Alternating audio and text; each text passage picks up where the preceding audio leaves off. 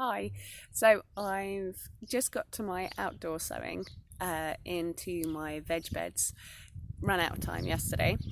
I am sitting here with I have done this already with a small child, so unfortunately the videos we were making didn't really make that much sense, and although we sowed them right, the instructions weren't entirely followed to plan. So I just wanted to make a clear one. So as you can see, I've got my Sow Square, and my Sow Square is measured so that my beds are 1.2 metres by 1.2 metres, and my Sow Square is 40 by 40 centimetres. So I get 3 rows of 3. And what I've done in each square, so it's a really great way of maximising the amount you can grow. In a traditional veg patch, you would sow in rows, and the reason you go in rows is so it's really easy to see where the weeds are, and you can keep them really clear of competition, and you can also avoid standing on the ground that you're using. I have a no dig system just because I don't really fancy digging, and there's no point. This is an old driveway.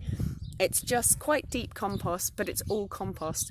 So I can maximise my crop then by putting more in small spaces, and I tend to grow in blocks like this. It makes the patch look more interesting anyway, and it means that we can always find a little space for something else.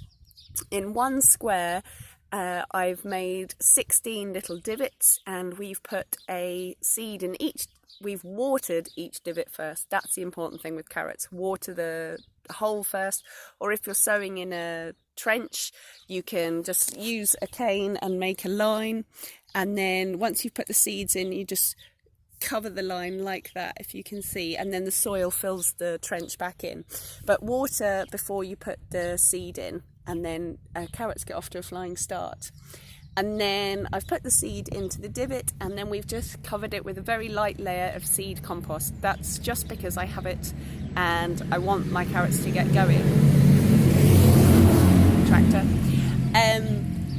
So this little area of the bed did have something in it until January, and then we cleared it and fleeced it so it was nice and warm and weed free. That's really important.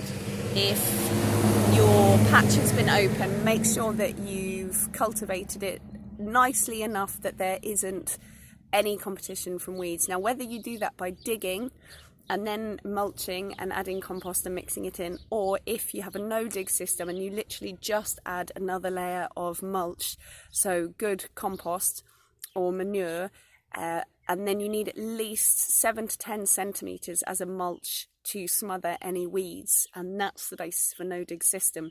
The only thing with carrots and root vegetables, they don't like ground that's recently been manured. It's too rich and you'll end up with lots of forked, funny shaped vegetables. But if that's what you're going for, go for it, doesn't really matter.